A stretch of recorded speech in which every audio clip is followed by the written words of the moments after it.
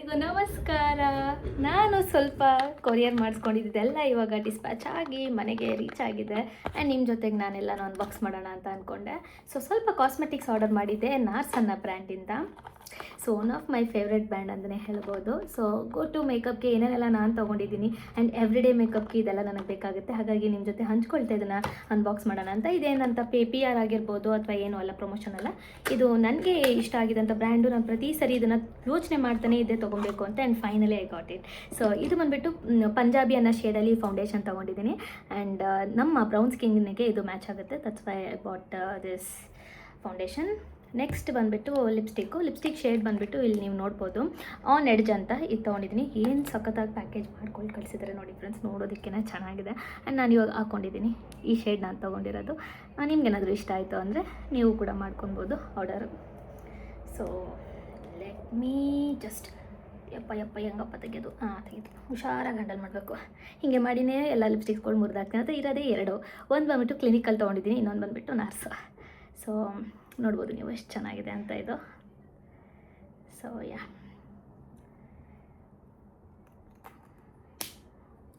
Next ಬಂದುಬಿಟ್ಟು blush ತೊಗೊಂಡೆ. Blush ಬಂದುಬಿಟ್ಟು ನಾನು ತುಂಬ ಇಷ್ಟಪಡ್ತೀನಿ, ತುಂಬ ದಿನ ಹಾಕ್ಕೊಳ್ತೀನಿ ಕೂಡ ನಾನು.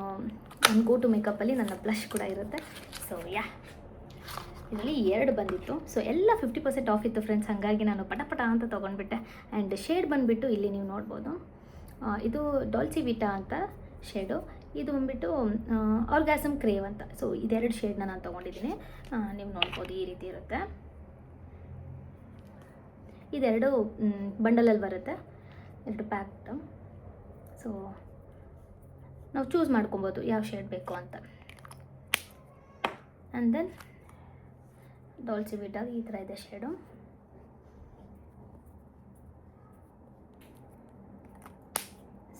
ನೆಕ್ಸ್ಟ್ ಗೋಸ್ ವಿತ್ ಕನ್ಸಿಲರ್ ಬಂದುಬಿಟ್ಟು ನಾನು ತೊಗೊಂಡಿದ್ದು ರೇಡಿಯಂಟ್ ಕ್ರೀಮಿ ಕನ್ಸಿಲರ್ನ ನಾನು ತೊಗೊಂಡಿರೋದು.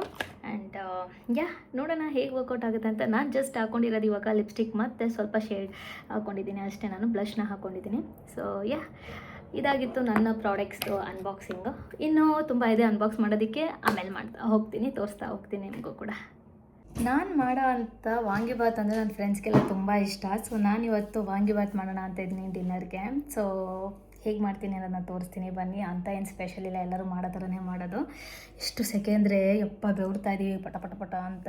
ಇಲ್ಲೆಲ್ಲ 23 ಡಿಗ್ರಿ ಇದ್ದರೂ ಕೂಡ ನಮಗೆ 32 ಡಿಗ್ರಿ ಅಷ್ಟು ಹ್ಯುಮಿಡಿಟಿ ಫೀಲ್ ಇದೆ. ಆ್ಯಂಡ್ ನೀವು ನೋಡ್ಬೋದು ಹೊರಗಡೆ ಇನ್ನೂ ಎಷ್ಟು ಬೆಳಕಿದೆ ಅಂತ. ಇವಾಗ sunset somewhere around 10:30 and 11 o'clock ಆಗುತ್ತೆ. ಆಯಿತು ಬನ್ನಿ ಹೋಗೋಣ, ಮಾಡೋಣ ವಾಂಗಿಬಾತ್ನ. ನಾನು ಫಸ್ಟು ಆನಿಯನ್ ಕಟ್ ಮಾಡಿಕೊಂಡೆ, ಮತ್ತು ಬ್ರಿಂಜಾಲ್ ಕಟ್ ಮಾಡ್ಕೊಂಡಿದ್ದೀನಿ. ಗಾರ್ಲಿಕ್ ಮತ್ತು ಶುಂಠಿ ಬೆಳ್ಳುಳ್ಳಿ ಎರಡನ್ನೂ ತೊಗೊಂಡಿದ್ದೀನಿ ಫ್ರೆಂಡ್ಸ್, ನೀವು ನೋಡ್ಬೋದು. ಎವ್ರಿಥಿಂಗ್ ಇಸ್ ಸಾಕು. ಇವಾಗ ಏನಿದ್ರು ಒಗ್ಗರಣೆ ಹಾಕೋದೊಂದೇ ಬಾಕಿ. ಕಟ್ ಮಾಡ್ಕೊಂಡಿದ್ದಂಥ ಈರುಳ್ಳಿ, ಆಮೇಲೆ ಕಡಲೆಬೇಳೆ, ಸ್ವಲ್ಪ ಶುಂಠಿ ಬೆಳ್ಳುಳ್ಳಿ ಏನೇನೆಲ್ಲ ಕಟ್ ಮಾಡ್ಕೊಂಡಿದ್ದೆ ಅದೆಲ್ಲ ಆ್ಯಡ್ ಮಾಡಿದ್ದೀನಿ ಫ್ರೆಂಡ್ಸ್ ನಾನು. ಆಮೇಲೆ ಬ್ರಿಂಜಾಲ್ ಕೂಡ ಆ್ಯಡ್ ಮಾಡಿದ್ದೀನಿ. ಇವಾಗ ಅದು ಬೇಯ್ತಾ ಇದೆ. ಬೇಯ್ಲಿ.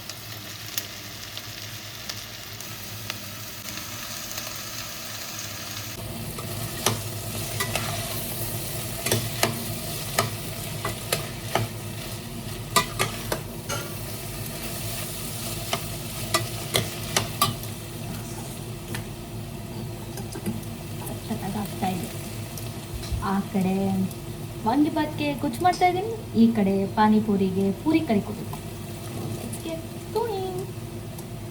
ಆಕಾಶ್ ಆ ಕಡೆ ಪಾನಿ ರೆಡಿ ಮಾಡ್ತಾ ಇದ್ದಾನೆ. ಪಾನಿ ರೆಡಿ ಮಾಡೋದ್ಕಿಂತ ಪಾನಿ ಕುಡಿಯೋದೇ ಜಾಸ್ತಿ ಆಗಿದೆ ಹುಡುಗ. Emotional damage.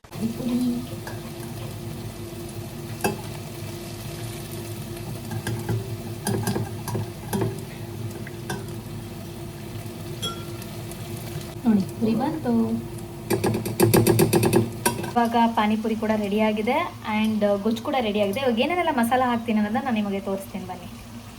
ಇವಾಗ ನಾನು ವಾಂಗಿಬಾತ್ಗೆ ಎಷ್ಟು ಖಾರದ ಪುಡಿ ಹಾಕ್ಕೊಳ್ತಾ ಇದ್ದೀನಿ, 1 ಟೇಬಲ್ ಸ್ಪೂನ್ ಅಷ್ಟು. ಆಮೇಲೆ 1 ಟೇಬಲ್ ಸ್ಪೂನ್ ಅಷ್ಟು ಗರಂ ಮಸಾಲ, ನಮ್ಮ ಮನೇಲಿ ಮಾಡಿಕೊಟ್ಟು ಕಳಿಸಿರೋದಂಥದ್ದು. ನಿಮ್ಮ ಮನೇಲೂ ಏನಾದರೂ ಕೊಟ್ಟು ಕಳಿಸಿದ್ರೆ ಅದನ್ನು ಹಾಕ್ಬಿಟ್ಟು ಮಾಡಿ.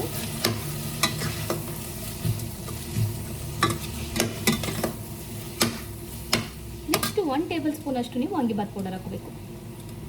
ವಾಂಗಿಬಾತ್ ಪೌಡರ್ ಇಂಡಿಯಾದಿಂದ ಕೊಟ್ಟು ಕಳಿಸಿರೋದು. ನಾನು ಇವಾಗ ಇದನ್ನು ಹಾಕ್ಕೊಳ್ತೀನಿ. ಇದನ್ನ ನಾನು 2 ಟೇಬಲ್ ಸ್ಪೂನ್ ಹಾಕ್ಕೊಳ್ತೀನಿ ಫ್ರೆಂಡ್ಸ್.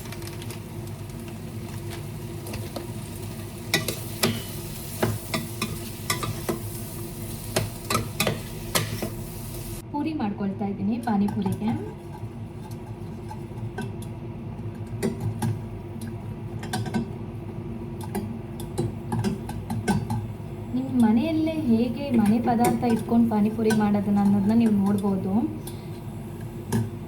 ಅಂದರೆ ಫ್ರೆಂಡ್ಸ್, ನಿಮ್ಮ ಮನೇಲಿ ಏನಿರುತ್ತೆ ಐಟಮ್ಸು ಅದನ್ನೇ ಯೂಸ್ ಮಾಡಿ ಪಾನಿಪುರಿ ಹೇಗೆ ಮಾಡೋದನ್ನ ನಾನು ಆಲ್ರೆಡಿ ಒಂದು ಬ್ಲಾಗ್ ಮಾಡಿ ಹಾಕಿದ್ದೀನಿ.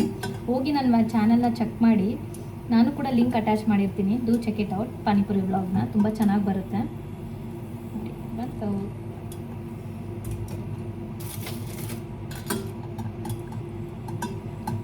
ಸುಮ್ಮನೆ ರೆಸ್ಟೋರೆಂಟ್ಗೆ ಹೋದರೆ 7 to 8 euros ಕೊಡಬೇಕು. ಅದೇ ಮನೇಲಿ ಮಾಡ್ಕೊಂಡು ತಿಂದರೆ 8 euros-ಗೆ 3-4 ಜನ ತಿನ್ನೋ ಅಷ್ಟಾಗುತ್ತೆ ಪಾನಿಪುರಿ.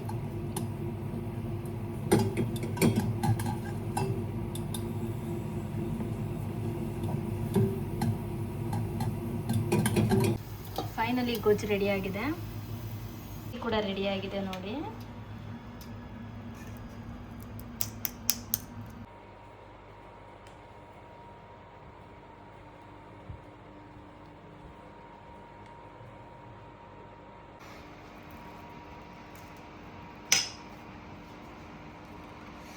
ಪಾನಿಪುರಿ ಫ್ರೆಂಡ್ಸ್,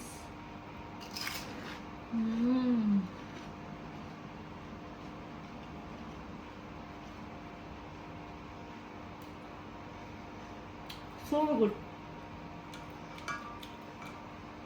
ನನ್ನ ಪಾನಿಪುರಿ ವ್ಲಾಗ್ ನೋಡಿಬಿಟ್ಟು ದಯವಿಟ್ಟು ಮನೇಲಿ ಟ್ರೈ ಮಾಡಿ. ಇರೋ ಇಂಗ್ರೀಡಿಯೆಂಟ್ಸಲ್ಲಿ ಹೆಂಗೆ ಮಾಡೋದು ಅನ್ನೋದನ್ನ ತೋರಿಸಿದ್ದೀನಿ.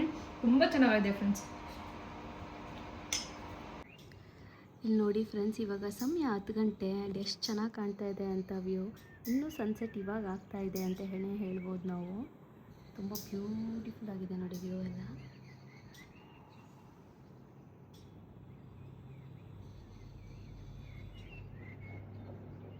ಎಷ್ಟು ಬ್ರೈಟ್ ಆಗಿದೆ ನೋಡಿ. ಈ ಥರ ಇದ್ದರೆ ಯಾರಿಗೆ ಅಡುಗೆ ಮಾಡೋಕ್ಕೆ ಮನಸ್ಸು ಬರಲ್ಲ ಹೇಳಿ.